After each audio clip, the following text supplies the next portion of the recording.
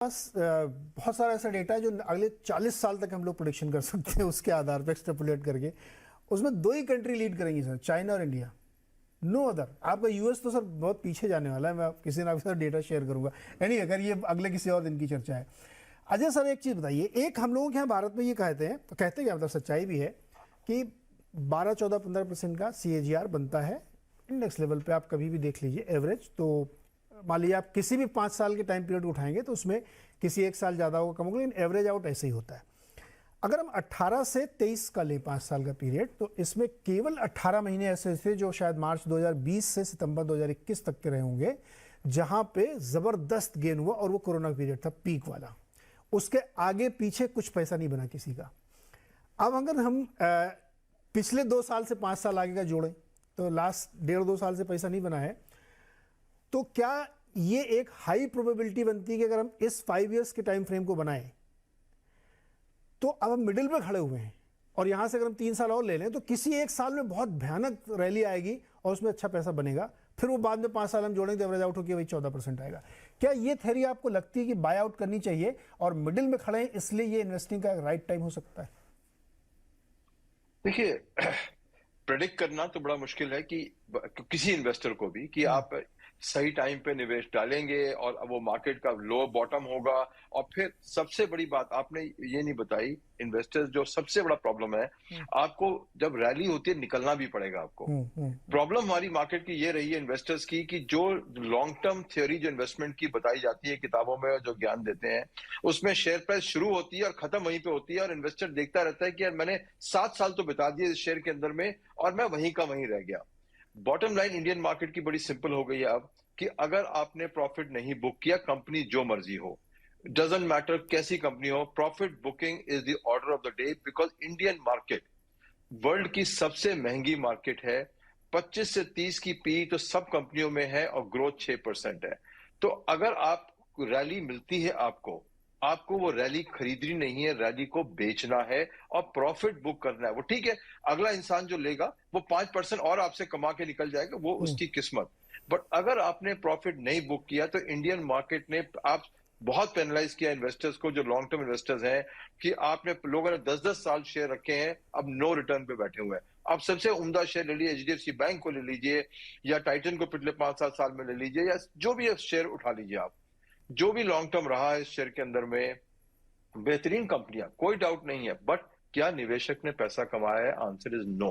तो जो माहौल बन रहा है इक्विटी मार्केट में, वो ये बिल्कुल ठीक कहा आपने, बम्पर ऊपर जाएगा मार्केट, आपको उसमें आपको रैली है मिल रही है, बहुत बढ़िया, आपको प्रॉफिट इन कैश करना है, और फिर जब वो नीचे आएगी कोई रीजन मिलेगा, मार्केट को कोई रीजन नहीं चाहिए होता, मार्केट यूक्रेन इन मूड। और इंडियन कंपनी में खासकर जहां आप हाई पी पे आज भी, आप इतनी करेक्शन के बाद भी, जो आपकी NSE है, आप मेजर स्टॉक्स देखते हैं 50, क्या पी है उनकी और क्या ग्रोथ रेट है? कईयों का ग्रोथ रेट तो ऑलमोस्ट जीरो है, कंपनी का पी है 22, 23, 25 के हिसाब से। वो एक ही चीज कहती है नीरज जी कि प्लीज बुक योर प्रॉफिट। अगर, और वही रियलिटी है जो आपके बैंक में पैसा आ चुका है, बाकी सब पेपर है, मिथ्या है। एंट्री का टाइम है क्या ये? मैं उसके लिए सवाल है मेरा कि मैं तो खाली बैठा हूं, मेरे पास पैसा है, लगाएं। बहुत लकी आप। नहीं, cash is king. Ajay sir कह रहे हैं कि पैसे लेके बैठ रहे हो तो क्या होगा, लगाओ तो पहले तो प्रॉफिट बनेगा। तो लगाने का सही लॉ ऑफ एवरेजेस, जो भी मैंने एक्सेल सीट की गणना आपको बताई कि पिछले 2 साल कुछ नहीं बना है, हो सकता है अगले 3 साल में बढ़िया बने। एवरेज तो तभी बनेगा ना 15% का। देखिए सर्टनली आज 31 मार्च है, टिल यस्टरडे निफ्टी ने 0 रिटर्न्स दिया था फ्रॉम 1 अप्रैल ऑफ 2022।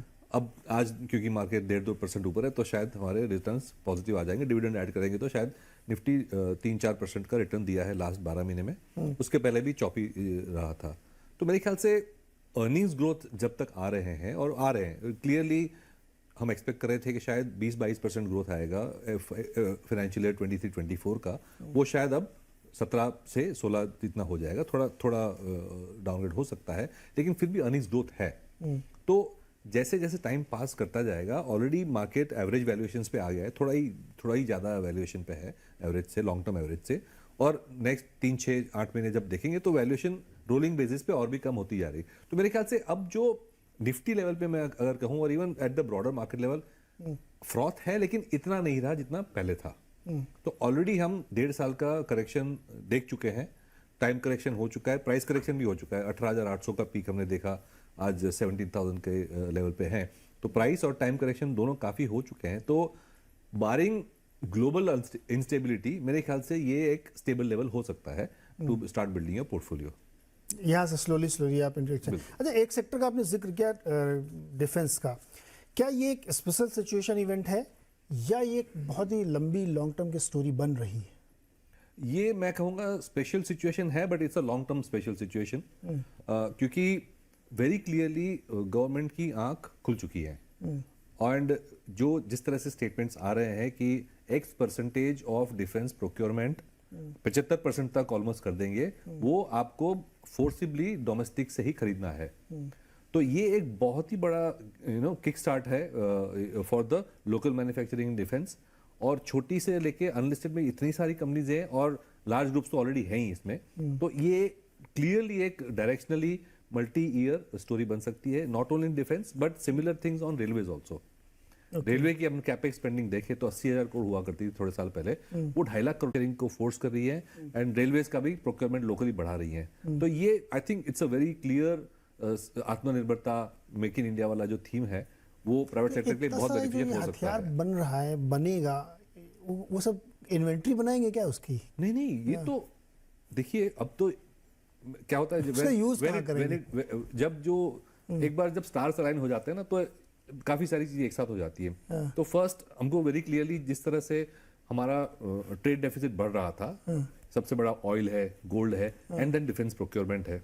तो डिफेंस प्रोक्योरमेंट में तो न सिर्फ फॉरेन एक्सचेंज की बात है बट नेशनल सिक्योरिटी की बात है कि भाई आपको क्रूशियल टाइम पे अगर आपको रिप्लेसमेंट्स नहीं मिलेंगे, मेंटेनेंस नहीं मिलेगा, तो आप कैसे करोगे देश को डिफेंड। तो ये क्लियर एक आफ्टर 2020 जब से चाइना से हुआ एक स्टिमुलस मिल गया कि भाई खड़े हो गए सब कि नहीं अब तो करना ही है इसको। तो not only in defence capital procurement but even borders में जो काम हो रहा है, नॉर्थ ईस्ट में जिस तरह से रोड नेटवर्क बन रहे हैं, सारी जो चाइना बॉर्डर पर रोड नेटवर्क बन रहे हैं, वो itself is a big stimulus. तो ये है। और हमने ये देखा है कि जब एक इंडस्ट्री में प्राइवेट सेक्टर आता है तो इनोवेशन अपने आप ही आ जाता है। करेक्ट। एंड इनोवेशन के साथ साथ ये भी होता है कि एक क्रिटिकल मास इकोसिस्टम बन जाता है मैन्युफैक्चरिंग का, तो आप अपने आप एफिशिएंट हो जाते हो। तो जब इकोनॉमीज ऑफ स्केल आती है, इनोवेशन आती है, तो आप ग्लोबली कॉम्पिटिटिव हो जाते हो। तो मैं तो ये कह रहा हूं कि न सिर्फ ये लोकल प्रोक्योरमेंट के लिए काम आएगा, लेकिन ये एक्सपोर्ट्स भी एक बहुत बड़ा ओपनिंग हो जाएगा हमारे लिए for defence as well as the railway kind of items. और हम देख रहे हैं ना कि आर्मीनिया में अभी जब स्कर्मिश हो रही है तो there are demands from India to supply to Armenia ammunition, और वो जा भी रहा है। हमारे जो एयरक्राफ्ट वगैरह हेलीकॉप्टर्स हैं ऑलरेडी एशिया और यूएई में उसकी डिमांड आ रही है। तो ये एक क्या बोलते हैं ट्रिगर है। और दूसरी चीज है कि एम्यूनिशन की अगर बात करें तो ये यूक्रेन वॉर में जिस तरह से एम्यूनिशन यूज हो रही है, यूएस और यूरोप में अब उनके खुद के लिए कम पड़ रहे हैं एक्चुअली। तो ये तो एक रिप्लेनिशमेंट जो रीस्टॉकिंग करना होगा वो भी काफी साल की स्टोरी बन सकती है। बिल्कुल बिल्कुल बिल्कुल। अच्छा अजय सर, मैं ब्रेक लूज से पहले मुझे आपसे भी समझना है कि मेटल छोड़ के कोई ऐसी स्टोरी इन मेकिंग है क्या जो इस समय लोग उसके तरफ देखना शुरू कर दें, मौके का फायदा उठाएं? देखिए, स्टोरी बन चुकी, थोड़ी बन चुकी है, थोड़ी और बनेगी इस होटल की स्टोरी। इंडिया में होटल इंडस्ट्री की जो स्टोरी है वो काफी अंडरवैल्यूड रही है, परफॉर्मेंस भी काफी ठीक नहीं रही है। पहली स्टोरी बनी है उनकी आप टैरिफ के ऊपर में, पिछले 12 महीने में टैरिफ का 30 से 40%, 50% ग्रोथ हुआ है और आप रेट बहुत बेहतरीन। दूसरा टैरिफ स्टोरी बन रही है कि उन्होंने बिजनेस होटल की जगह लेजर होटल पे फोकस कर दिया है और आप उनमें कई सारे सब डिविजन्स किए हैं। और इस माहौल के अंदर में 2 ही 3 चेन्स हैं, 2 चेन खासकर इंडिया में, एक इंडियन होटल की, एक आईटीसी की है, जो सुप्रीम मार्केट शेयर पे बैठी हुई है। ऑलमोस्ट मोनोपोली है कि अगर आपको कोई भी लाइसेंसिंग करनी है होटल की, अपने रिजॉर्ट की या किसी अपने कॉटेज की, तो आप इन्हीं 2 चेन पे आते हैं। तो मेरे हिसाब से एक बहुत बढ़िया स्ट्रक्चरल स्टोरी होटल में बन रही है और वो बियॉन्ड होटल है। होटल नाम एक्चुअली कंपनियों का है, बट आपने देखा होगा उन्होंने कहा आमिया स्टे ले लीजिए, उन्होंने कहा रिजॉर्ट ले लीजिए, अब तो आप ताज में भी आईटीसी से आप एक कॉटेज भी 4 बेडरूम का भी आप ले सकते हैं। तो जो ब्रॉड बेस किया उन्होंने नेटवर्क अपने सिस्टम को लेजर ट्रैवल के लिए, आई थिंक वो एक सबसे बड़ा लॉन्ग टर्म बेनिफिट मिलेगा खासकर इंडियन इकोनॉमी के अंदर में, बिकॉज आप लोकेशन उतनी ही है जितनी आप मिल सकती है आपको आज की तारीख में, और डिमांड इस प्रोडक्ट की बढ़ती रहेगी। तो मेरे हिसाब से अगर इंडिया को देखेंगे कंज्यूमर में, सबसे बढ़िया स्ट्रक्चर स्टोरी बन रही है होटल में। अनफॉर्चुनेटली स्टॉक वहां पे एक ही है या दो स्टॉक है, आईटीसी का होटल अलग नहीं है लिस्टेड, तो चॉइस नहीं है इन्वेस्टर्स को, बट स्टोरी बहुत बेहतरीन बन रही है। और इंडियन लेजर ट्रैवल तो अभी कुछ भी शुरू नहीं हुआ है, अभी तो कहेंगे विदेश को देखते हुए 5% भी नहीं अभी जो शुरू हुआ है, और जब ये 20-30% और बढ़ेगा साल भर साल, तो कंसिस्टेंट ग्रोथ ऑफ रेवेन्यू और साइज एंड स्केल। आप सब होटल चेन साइज भी ग्रो कर रही है, वॉल्यूम भी ग्रो कर रही है, एआरआर भी ग्रो कर रही है, प्रोडक्ट भी ग्रो कर रही है। और इस माहौल के अंदर में जब आपने जैसे मेहर जी ने कहा के शेप रिकवरी का माहौल है, हमको पसंद नहीं है, के शेप का वर्ड ही पसंद नहीं है, बिकॉज उसका मीन है कि काफी लोग पीछे छूट जाते हैं।